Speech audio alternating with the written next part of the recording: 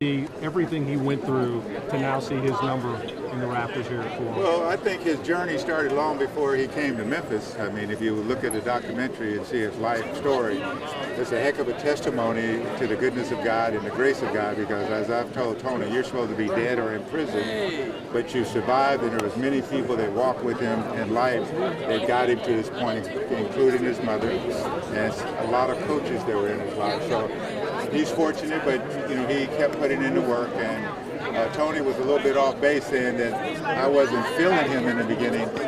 He neglected, or maybe he didn't know, but Tony told Chris Wallace told me he was going to be our backup point guard, and I wasn't feeling that.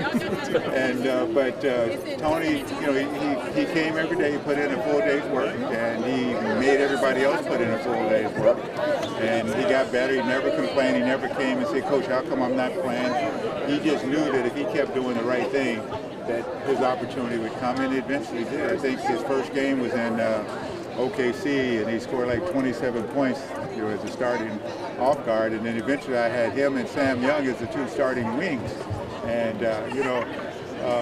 that's a heck of a testament to perseverance and trying to do stuff by the process and embrace the journey, because a lot of people want the things to be given to them, and Tony appreciated it more because he had to put in the work to get it. If it was just given to him, he might not be where he is right now, but that was all a part of his growth. In your time here, did you ever coach a player that represented the spirit of the city more than Tony Allen? No, Tony and Zach both were hard-hat guys, from their backgrounds and their culture that they came up in. But the other guys were also mentally tough and physically tough, and so they meshed together and bonded because they were similar in personalities when it comes to their outset, their mindset, and the outlook on how to do things. And they developed the culture. I was just trying to create an environment where they could understand what it took to win. Everybody wants to win, but not everybody wants to do what it takes to win. Those guys did what it took, and they made sacrifices, and they embraced their journeys, and we had a lot of success. You helped put this together, Lionel, over the years, and people will remember this as the stepping stone to what this franchise is now.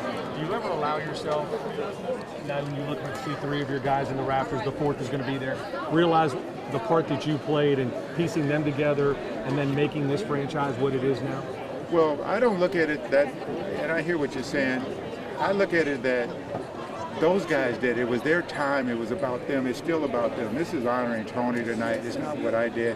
I was the person that sat on the sideline and guided them, but they were the ones that did it. They were the ones that battled every night, being down 10, 15 points at halftime and coming out in the second half and storming back and beating people, winning that series against San Antonio, and then going to the conference finals. And people look at us from a perspective that we got swept by San Antonio, but I think 2 games went in overtime, and it was a battle to the end. They were just better, and I'm proud of being a part of it and being on the same path of those guys' journey, and also my journey, because I've grown and learned a lot from that experience as well.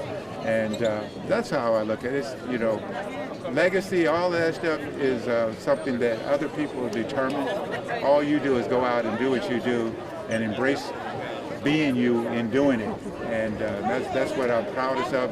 And then the second part is all these guys were young, and now they're all married with kids, and they're where I was, because I had kids. Now my kids are all grown, and now their kids are coming along, and they're learning that, and I used to say this to them, life isn't waiting on you because you play ball. When you guys get done, life will be either behind you or equal with you, or you'll be behind.